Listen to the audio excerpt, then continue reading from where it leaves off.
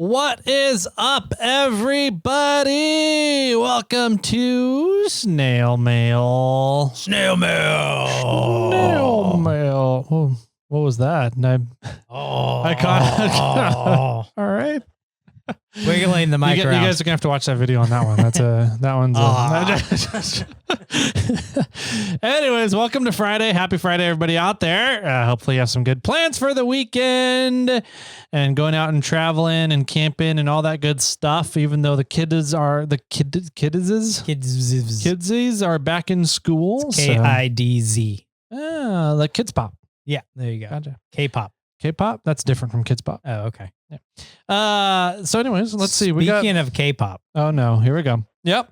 Which, because I have a mini assistant who's 12, she's sort of into some of that stuff. But there's a new movie out called K-pop Demon Hunters. Yeah. Have you heard of it? I've heard of it. I have no clue what it is, but my daycare said they were playing K-pop Demon Hunters, and the infants love it, and the toddlers are like dancing all the time with it. Funny. And it's their favorite stuff right now. Yeah. I'm like, I don't know what you're talking about. But okay. So K-pop Demon Hunters, and this might be old news for some of you guys, or brand new news for a lot of you. It's a cartoon that was only released on Netflix. Didn't go to theaters or anything else. Okay. Right. And it's about these three girls. They're like, I don't know their names, but their band is called like the Hunt Rex or something like that. Hunt Ricks. It's like it has an X at the end. Okay. And they're K-pop singers. Okay. But they're also demon hunters. And so they sing some K-pop songs, and they have huge fans. They're like the biggest group in the world. But then occasionally they will sing. They're like Ghostbusters? They'll like be Ghostbusters in a way. But the demons will run after them, and they have like special blades and special things that appear once the demons come out, and they slay a bunch of demons. Okay. Well, the demons are upset at this, so then they release a boy band. What? And the boy band now is competing against the girl band, and they are having arguments and stuff. But eventually, the ladies win out because they're the demon hunters. Okay. Regardless, the video is actually pretty fun. Okay. The music, though, is or was top 4. There was 4 songs from that movie that made it into the top 10 pop hits, top 10 best music, like global, global, at least in America. Okay. Wow. Yeah, top 10 hits, pop era. 4 of the songs from that movie were in there. One of them was number 1 for at least a week or 2. Wow.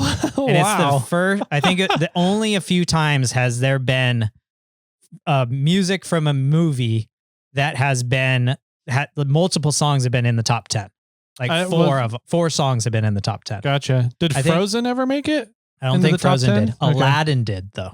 Really? Yeah. Into the top 10? Yeah. Wow. That was one. I think Archie was another one, which I don't think was a cartoon. Actually, it was a cartoon. Archie? It's old. I don't know. It's older. Okay.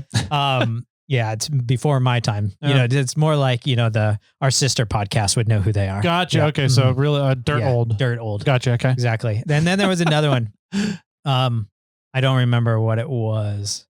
But yeah, so it's kind of interesting to be like this cartoon that never was released into the theaters, only released on Netflix, as music that's so good that has made it into the top 10 bracket. 4 of them. Wow. 4 of them has made it into the top 10. Now they're going to make a sequel because it did so well, and they're going to make an actual movie to release. Okay. So it's great. Wow. It's gone viral right now. It's crazy. Wow. Okay. Anyways, off that soapbox, but I thought it was pretty cool. Yeah. Interesting. All right. Back to your kids pop. Yeah, my kids is pop. Man, I don't even know how to follow it up. We have voicemails today. That's right. Voicemails. We're doing voicemails. So let's see. First one up. It looks like an Alex. Oh, from Botches Off-Road, Alex. Cool. Let's see what he's calling in about today. Hopefully it's something that we were like, Alex, we don't understand. Any more clarification. Call back. Yeah. So here we go. Like why K-pop's popular. Hey, Jimmy. Hey, Tyler. This is Alex from Botches Off-Road.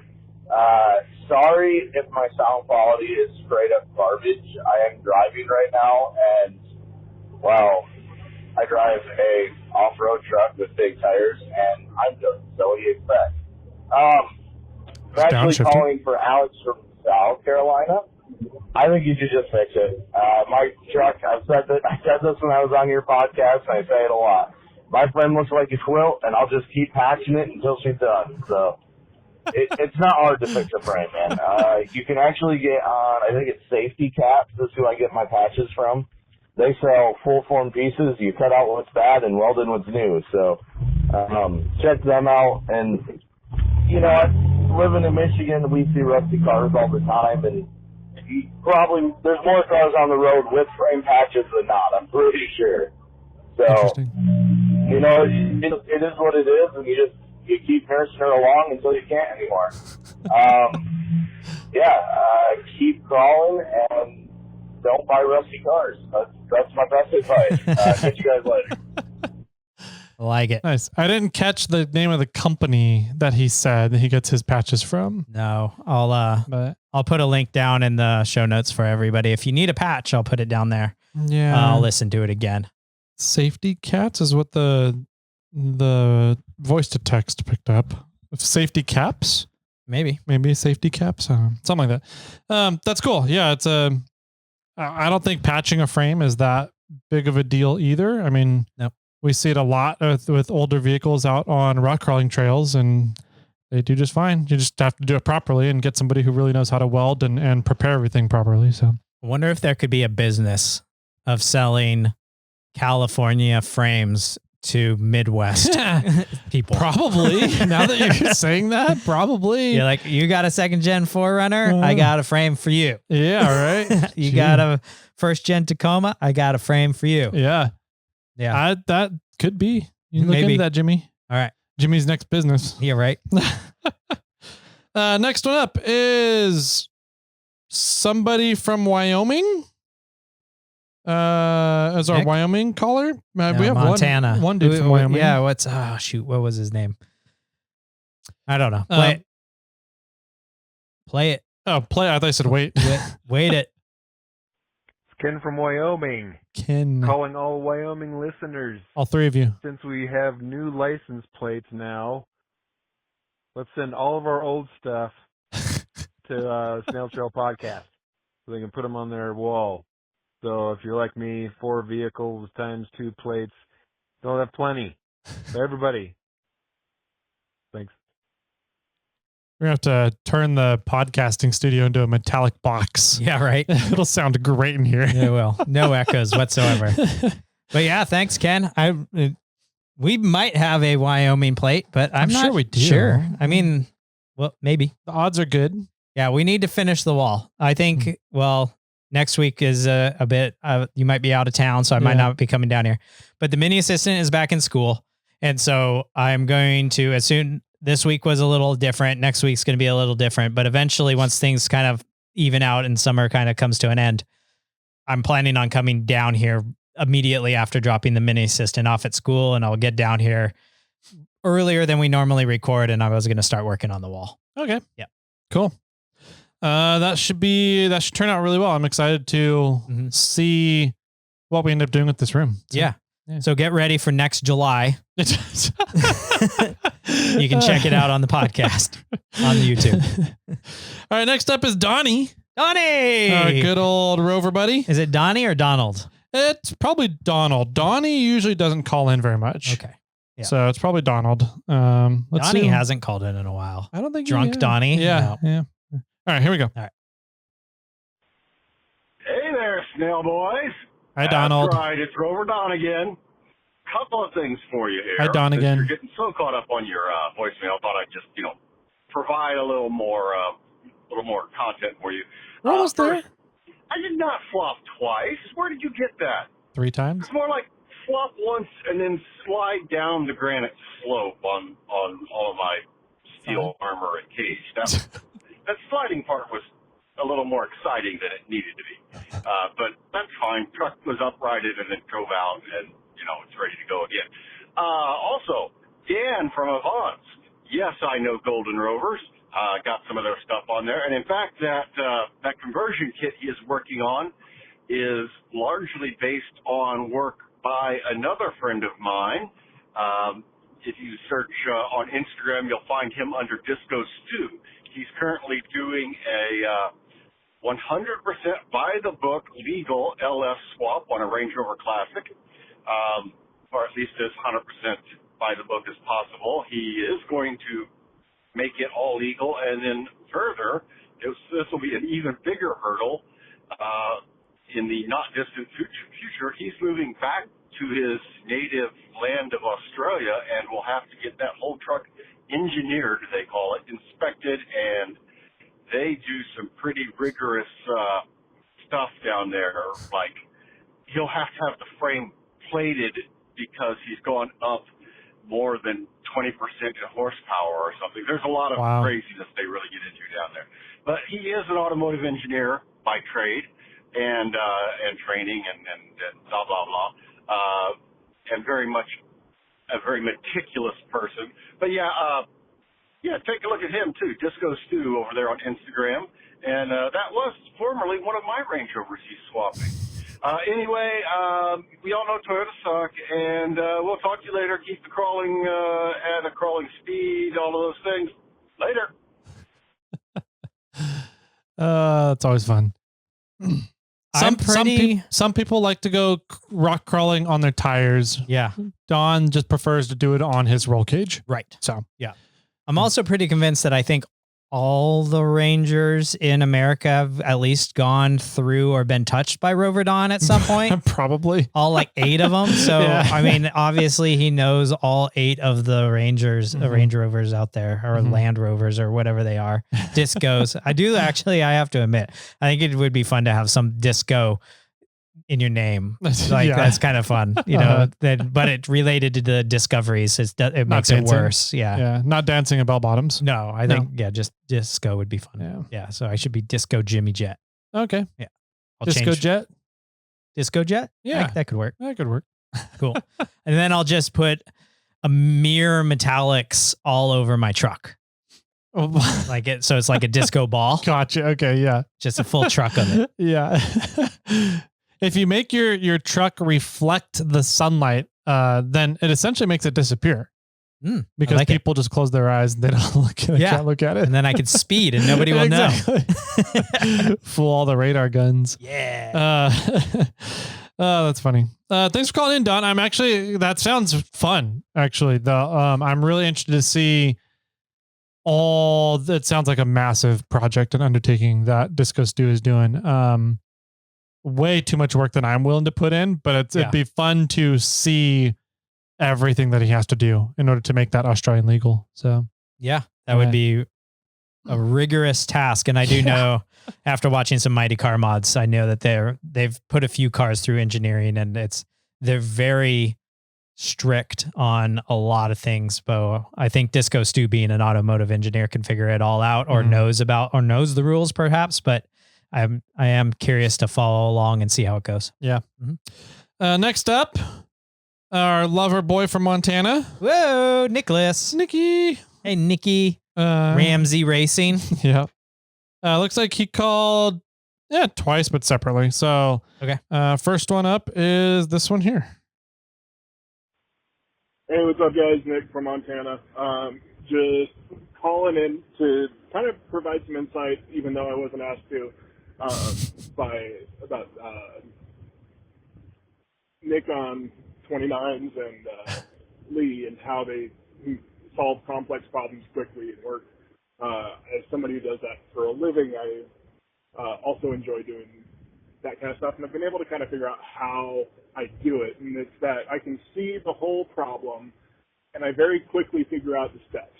So, like, do I go as deep as to wonder about the tensile strength of the fucking sector shaft and what sort of Rockwell it needs to get to in order to be hard and serviceable? No, it doesn't fucking matter. It just needs to get fixed. And is there stuff that it's going to put stress on down the line? Yeah, but it's also a trail repair. Kind of the same with emergencies and that kind of stuff like that. We're there to figure things out and fix stuff. And so, like, getting worked up and yelling, screaming, and doing all that kind of stuff actually takes more energy and effort than it does to just fix the problem. Very true. And I guess I've had a different experience than most through the military and working as a medic there. But yeah, the more complex the problem, the more people on fire, the like more fun and more calm I get, and the happier everything is. Even now, like my staff have noticed, like, oh, if you ever come in and you're polite, like we know that things are really, really, really bad. Thank you. Because I found that like the more calm and controlled I am, the better things work out for everybody. Anyway, that's it. Love you, proud of you. See you later. Yeah. Makes Cool. sense. Yeah, it makes sense to me. I think a lot of my problem is I do get concerned about the tensile strength, right? I do get concerned Absolutely. about the parts down the line. It's like, and he's right. It takes experience, personality, combination of both to be like, that stuff doesn't fucking matter. Just get it off the trail. Like, that's, Yeah, I think there's a difference between trail fix and like a permanent repair. Yeah, right. Right. And a lot of times when you're on the trail, you just need to worry about getting it off the trail and moving it, from where it's at to the trailhead so that it can be properly taken home. Yeah. And I think that's a lot of where you get hung up. You're like, well, the best way to fix this is, well, we don't need the best way. Yeah. We just need to get it off the trail. Yeah. Yeah. Yeah, I agree. I think there's a valuable thing. There's value there in being able to realize that and notice that and come to that conclusion and help make the decision and just jump into it. And I find that that's something that I have trouble with. I have to analyze the entire situation, every little thing involved, rather than just being like, yeah, that stuff doesn't fucking matter. Let's just focus on what needs to get done and get out of here. Right. So speaking of trail fixes and stuff like that, sort of a plug to our unfriendly friendly podcast. Oh, okay. Wheeling Wine and Whiskey, if you didn't catch on. Episode 316, We Rock at Moon Rocks. Okay. Is they actually interviewed Jenna and Alex from Frosty Four Wheeler. Assholes. I know, jerks. Jenna, Alex, what the fuck? You guys. I'm just kidding. Yeah. I messaged Jason and Chris and I was like, damn it, you guys beat us. We've been trying to get them for years. Apparently, so has Jason and Chris. Okay. Yeah. Yeah. Alex refuses to do, he does not want, he's like the person in this world that is least interested in fame and glory. Yeah. He just wants to sit back, blend into the crowd and help people. Right. And so every time we bring up doing a podcast with him, he's like, no, I don't want to. And Jason and Chris conned him. Yeah. Gave him whiskey or something. Yeah. Actually, I don't think they drink. But and Derek was there too with Rickford. Yeah. Okay. Creepy. Yep, exactly. Yeah. And so they talked about the ZJ recovery on the Rubicon that was left there all summer. Yep. They covered that part of that as well. And it was funny listening to them discuss it by them just thinking about, we just got to get this off the trail. Yeah. I don't care how it comes off the trail for the most part. We have to get it to the trailhead. The owner doesn't seem interested in how it comes off the trail at all. So, or even if it comes off the trail. And at some point they ripped a control arm and wheel off of it, pulling it over rocks or something like that. Yeah. And so, it was kind of funny listening to them discuss that and similar to what you and I were just talking about, can we put this thing back together so we can drive it off the trail? And in their minds, they're like, we just need to drag this thing out the trail. Yeah. And so it's just two different mindsets. But if you have time, go listen to Wheeling Wine and Whiskey's We Rock at Moon Rocks episode. What was it? 316, I said. Mm-hmm. It was really fun to listen to that account. Nice. Yep. Yeah. We got the story from Nick. Yes. Of that recovery. I'm curious to see. Nick was there too during it, and Nick was in the rig bouncing around and having a horrible time. He said his sunglasses got flung off multiple times. Yeah. And it's funny because they were talking about it, about how they gave Nick whiplash throughout that trip. And he was hurting so bad that he pretty much quit halfway through and walked away or something. Yeah. It's kind of funny to hear both sides of that coin. That was a big recovery and a super huge, massive kudos to those guys for going out and do that, because the owner didn't give a shit about the vehicle anymore. He literally just left it in the trail, went back home. And we can't let people do that. You guys don't do that. So, and it was funny to hear about the fact that they got the vehicle to the trailhead, but then the guy had no way to get the vehicle onto the trailer. And he was like, I don't know what to do. I don't have anything to get it up there. I don't have a solution for this.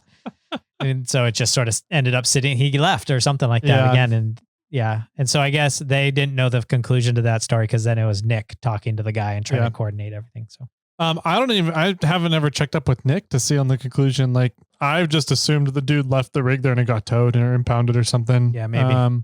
But yeah, I was kind of the main contact for that guy and making sure that vehicle got off the trail. And kind of once it was off the trail, I was like, all right, your problem now. Like, if you want to let it get impounded and rack up fees, you're more whatever you want. It's your car, dude. Yeah, exactly. So anyways, all right. Thanks for calling in, Nick. Thanks for explaining some of that. And yes, we overthink things. Yep. And here's Nick again. All right. Here we go. Hey, fellas, Nick from Montana again. I had another thought about this time LS swaps and 40s and tons. And they're stupid. It's a dumb idea to do that. I made that decision 5 years ago, and I'm still working on it. Granted, if I maybe didn't have a kid or get married or do any of that kind of stuff in that same amount of time, I'd be done. But it's just so much extra work. And there's also like 3 back surgeries and 2 knee surgeries in there too. So not a great idea, not a great plan. And I started off with doing let's just do a simple solid axle swap on this Tacoma and, throw a toy axle underneath it and be done. And now there's sticky 42s and a turbo LS in my garage. Because I guess moderation's for cowards. All right. Anyway, that's my thought. Don't do it. If you do tons, do 609 axles, 60 outers on a 4 9-inch. It keeps everything small. You still get clearance. You still get the strength. I think the Super Duty 60 is overrated. Anyway, love you Friday. See you later. See you, Nick. See you, buddy. Yeah. Feature creep's a bitch, I guess. I know that with Samantha for sure. And I do also understand your pain about getting married and getting a kid during this entire process. Pretty much I could say, the assistant doesn't listen to this. So since I met the assistant, my YouTube channel went way down in flames. Just because life got in the way. Yep. Yeah. Time is your most valuable resource, man. Yes. Let's see who's All next. Right. Yeah. Who's next? Got time for at least one more. Uncle Weirdo. Oh, sweet. Yeah. Here we go. Hey guys, Uncle Weirdo here with Low Budget Off Road, aka Weird Nick. Got a couple things here. Hope you all made it out to see Wreck-It Rob out there at the mud drags in Ukiah. I myself wasn't able to make it. I was on my way to Mexico at the time. Back now, but good luck to him, and I hope you all got to make it out. The next thing I wanted to talk about is kind of reply back. I heard Rob call in about the Uncle Weirdo name. It is an odd one for sure. One I grasped, but funny story. Would love to tell you guys sometime on the trail. Next thing I got was I was listening to episode 626, specifically about the part about where you guys out on the trail, clean up the trail. Thank you for that. And cutting down the trees, and the little predicament you got yourself in, as you seem to have a pretty good grasp as to what you're doing with the compression and tension wood, and very kudos to you on that. A lot of people don't understand how that works. Myself, I've been doing tree work for over 10 years, currently a general foreman with a bigger tree company, doing utility line clearance work for PG&E. But got some other ideas for you on how to get yourself out of a situation like that with that snag and the sapling, though. Would love to show you sometime, catch up with you guys on the trail, maybe help you out with some of that work. I would thoroughly enjoy that. But other than that, keep up the good work. Listen to you guys, and keep crawling. Take care. You too. Yeah. Thanks, Uncle Weirdo. Yeah. Weird Nick. Yeah, we'll have to meet up on the trail because I am curious where that name comes from. Yeah, me too. I'm curious. I don't know, cutting, I'm still in that phase of sawyering, cutting trees, where it's still new and I'm figuring it out and learning, right? Mhm. So I understand the compression and tension side of things. I understand how compression tension works. But it's definitely, it's still not apparent from like just a quick glimpse at a tree or a down tree or something where the different points of compression and tension are, because they'll change throughout a tree as well. So like I'm still having to like work at finding those points and then think about, okay, now how do you cut this so that the points of compression and tension fail correctly the way you want them to fail. Sure. Right. So, well, this falls right back into one of our previous conversations with Nick about just looking at the problem and knowing the solution where you're still having to think about it. Yeah, exactly. So cool. No, that's great. And I want to say, Uncle Weirdo, if you want to get into more trail maintenance and helping out, just follow the Rubicon Trail Foundation. They do a ton of work on the trail for multiple different clubs. I don't know if you're part of the low budget club that's out there with like Uncle Pool and Wreck-It Raw, but it sounds like you know those guys. But I know that I believe they have a trail that they do maintenance on too. And so just get involved with somebody in your area and you can go out and help out however you can. Yep. Cool. And then also keep listening to the podcast. I'll let you guys know when there's more trail maintenance projects coming up that RTF needs help with, the county needs help with on the Rubicon or Fordyce. I know that I want to say next year, kind of springtime before summer really gets in, there's going to be quite a bit of work happening on Fordyce. Oh, interesting. Okay. So I know that they're looking to address Winch Hill 4 right now, and they're just trying to figure out how best to address it. All right. So once they figure that out, it'll be kind of all hands on deck to at least deal with 4, if not some other points on the trail. Got it. Cool. Yeah. All right. Should we do one more? Yeah, let's do another one. We're only about 26 minutes in here. Yeah. Plus I had like 5 or 6 minutes of K-pop talk at the start. So let's, we'll go give a little the longer. people their time back. Yeah, Jimmy. exactly. This one here is Mr. Rhea. Oh, sweet. The wrong seat racer. All right. Good to hear from you. Yeah. OBS talk, I hope. OBS, pop culture, more K-pop. Yeah. Okay. Let's see what we got. All right. Hey, Jimmy and Tyler. It's your friendly Ultra 4 escort sitting in LA traffic. I'm as far behind on your episodes or episodes in general as you were on voicemails for a little while.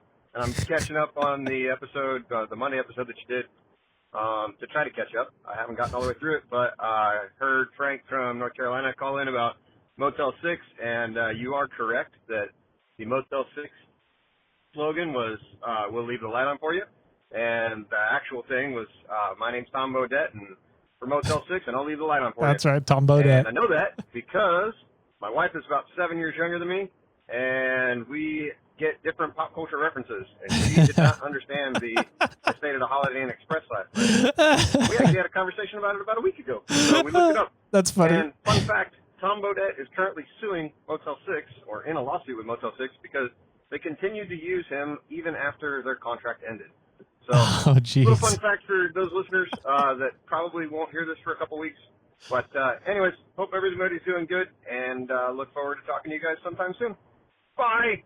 Bye. Bye, Chris. Thanks for calling in. Yep. So were you right or wrong? I was correct. The Motel 6 slogan was, we'll leave a light on for you. Okay. The Holiday Inn Express is the one that, is that the right one? No, I forget what I was arguing now. I think you were saying, what's the Holiday Inn Express or one? That's the one where like, oh, you're smart. You must be staying at the Holiday Inn Express or whatever it was. Yeah, I didn't. I may not know. Whatever. I may not know whatever, but I did stay at a Holiday Inn Express last night. Yeah, I may not know brain surgery, but yeah, that is the Holiday Inn Express one. So I think you said that one was Motel 6. Gotcha. Okay. And then Frank called in and said corrected it. And corrected it. And then Chris is calling in to confirm that Frank was right. You guys are way too complicated here, man. Too many layers happening.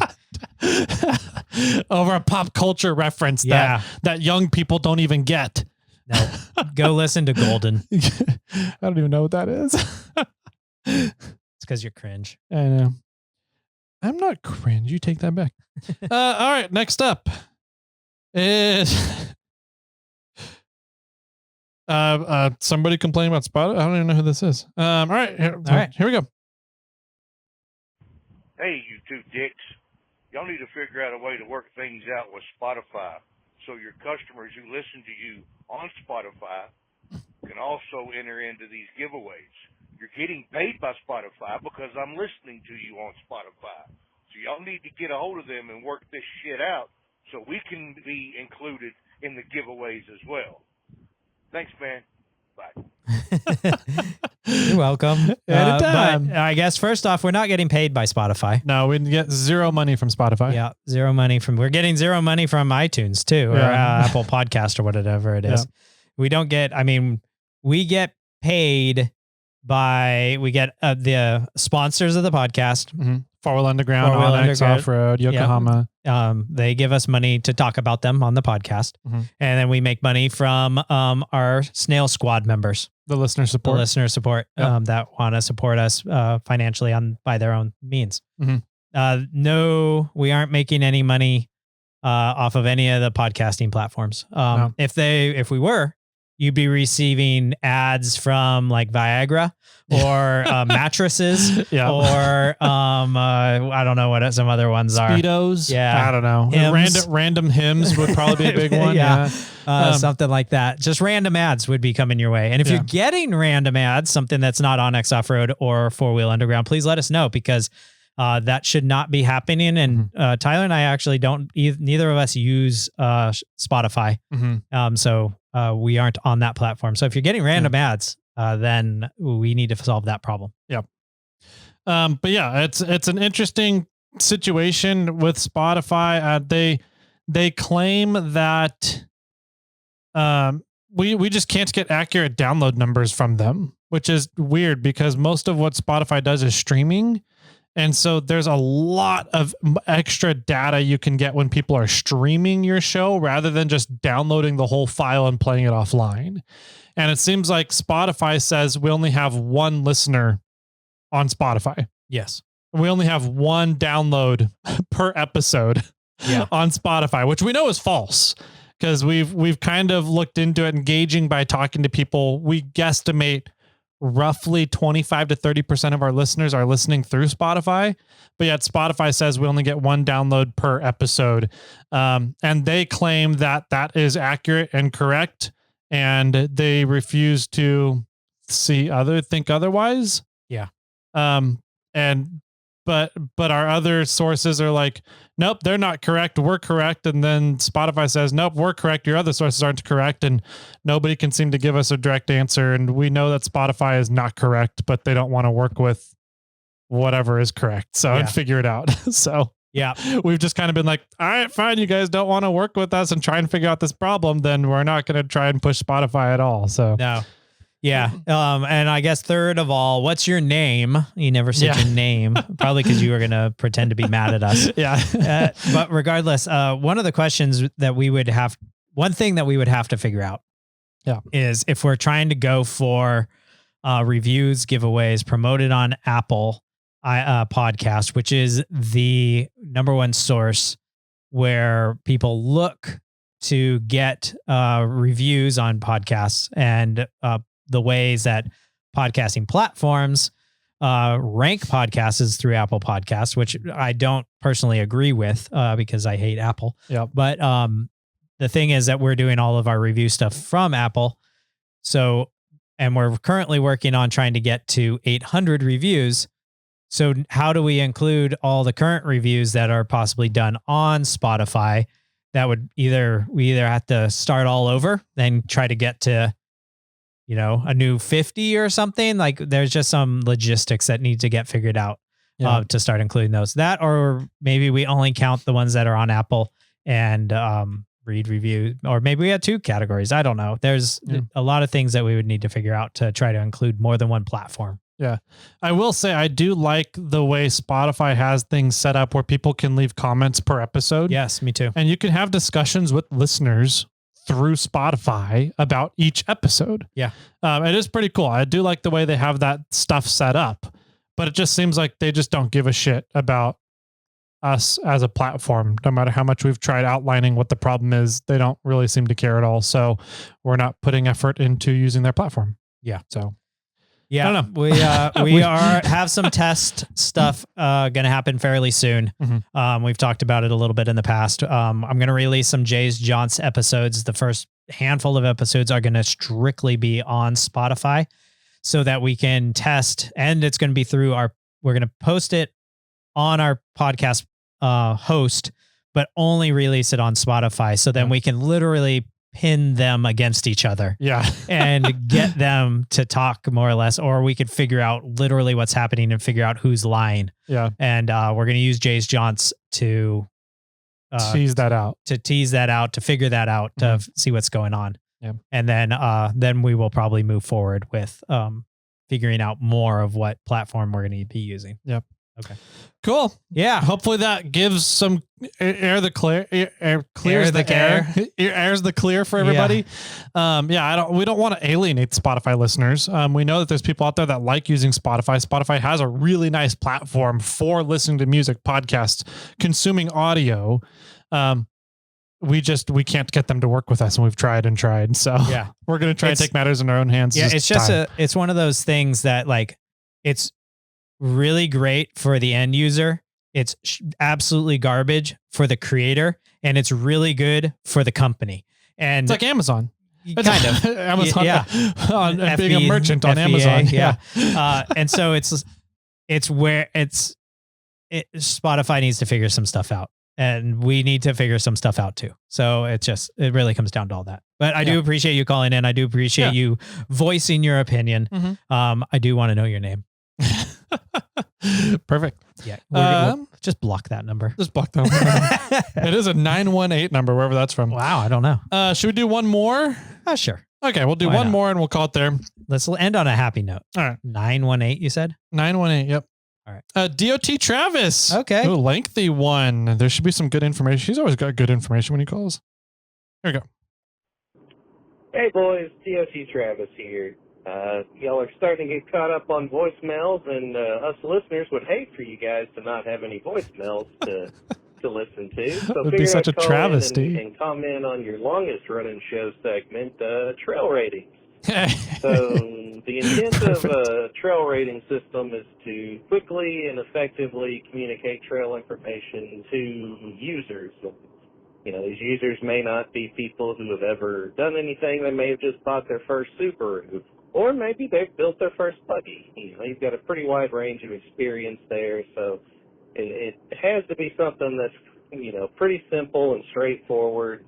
Probably don't want people doing a whole lot of math on the side of the trail. So kind of what I had in mind was basically using a two-digit system. So the first digit would be trail difficulty using essentially a stock rating. And then the second digit would be the difficulty using something like a purpose-built buggy.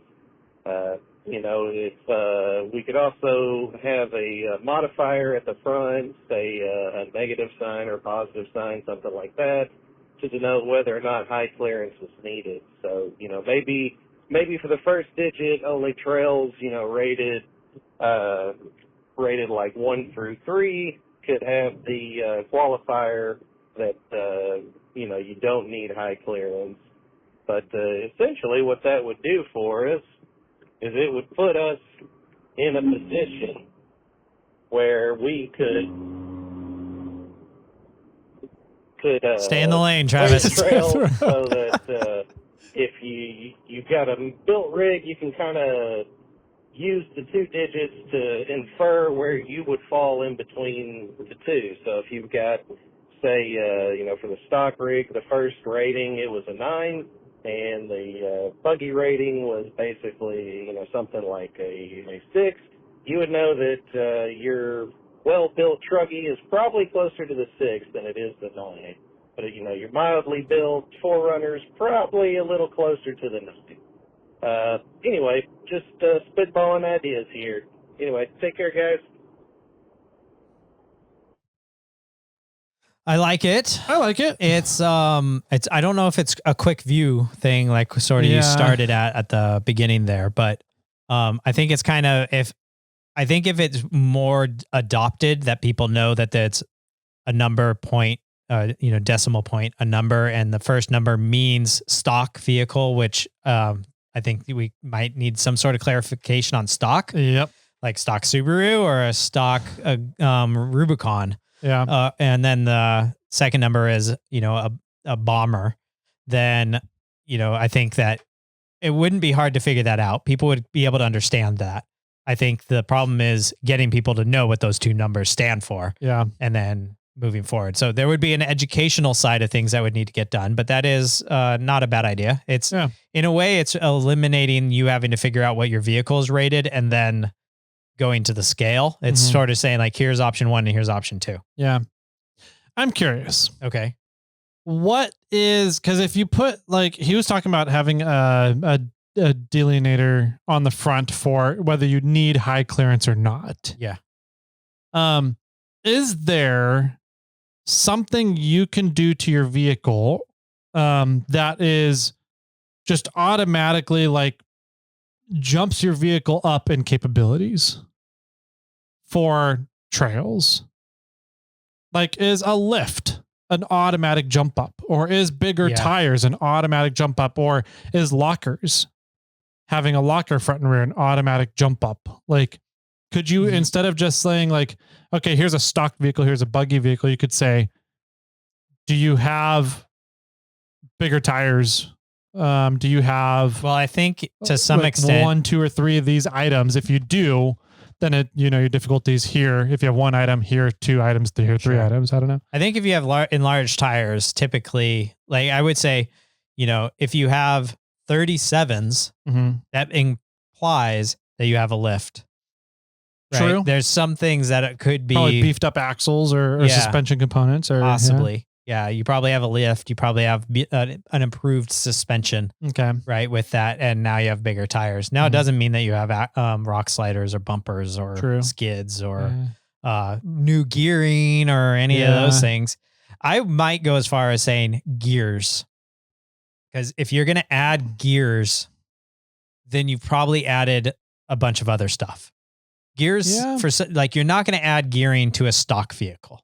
I would, but I love gearing. So well, okay. Like in Toyota land, you're not going to add 529s to a stock Tacoma. Yeah, probably not. Yeah, you would once you start going up to 35s or 37s.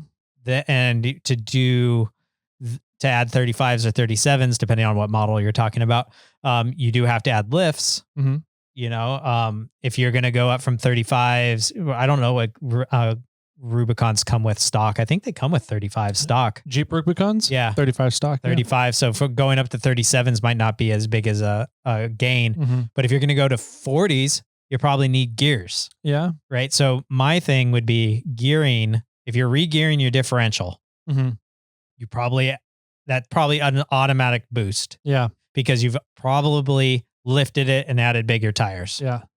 Because at that point you need the gearing to go off road. Yeah. So that would be mine, is if you have a stock vehicle, you're here. If you've re-geared it, you could be here. If you are in a buggy, you could be here. Okay. If you're looking for your three levels. Yeah. Cause I wonder, cause I'm not even necessarily just 3 levels, but like if we did a 0 through 10 scale, and then you can have a list of things and say, are you re-geared? Do you have different gears in your axles? Do you have bigger tires? Do you have lockers front and rear? And then say one of these items, and then you say this trail is typically a 9 for like a base stock high clearance 4x4, right? So a Tacoma, a 4Runner, whatever it is. It's a 9 for that vehicle. And 1 item added, this trail is now a 7 difficulty. 2 items added, this trail is a 6. Sure. 3 items added, this trail is a 4.5 now, something like that. I wonder if that would be a quick and easy way. Well, and that's show. I don't know. In a way, that's the same thing as rating your vehicle. It is, but I guess you're just not having to have people do math on their vehicle rating, but it's a way to account for vehicle capabilities quickly and easily, I think. Yeah. We're getting somewhere, maybe. I don't know. I'm backpedaling to some extent, and I really liked what DOT Travis said about how you just need to make it easy for somebody to read. Mm-hmm. And in a way, I think it should be like either you should just make a standard of a vehicle like stock, Mm-hmm. you know, and say, if your vehicle's stock, this is what the trail's rated. Yeah. And if you have more things done to your vehicle, then it just makes it easier. Yeah. Right. So like Fordyce stock is like 0 to some extent, or I mean 10 or 9. It's like an extremely difficult trail. You shouldn't do it. Mm-hmm. You know, whereas a stock Rubicon though, Jeep Rubicon can do, it would be, I would still say it's a 7. Yeah, it's going to be very difficult. You're going to get damage. Yeah. Especially if you're going through the hard lines. Yeah. If you go through the easy lines, you probably won't get damaged, but you'd have a high probability of getting damage.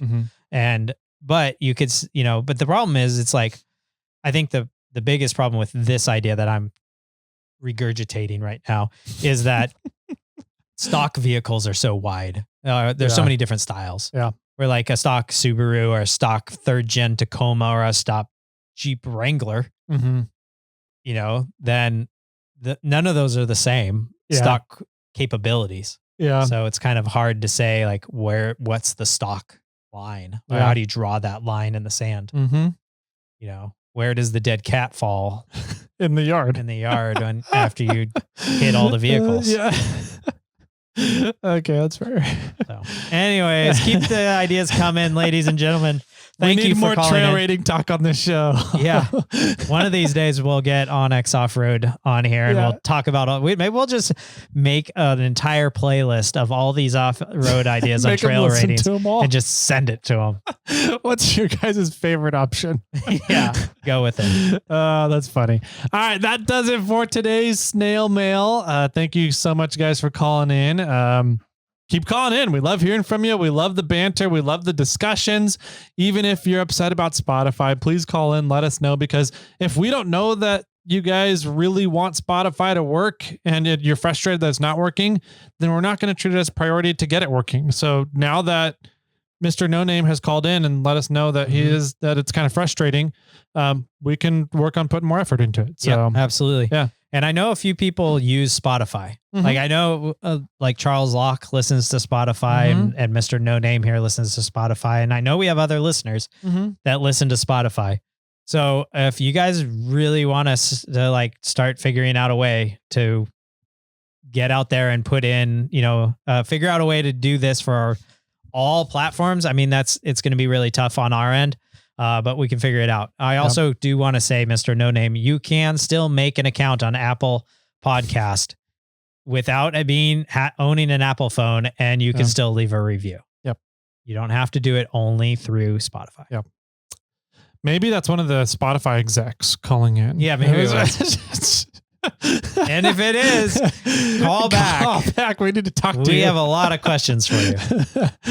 All right. That does it, everybody. Enjoy the weekend. We'll see you on Monday. Bye-bye. The number you have called has been disconnected.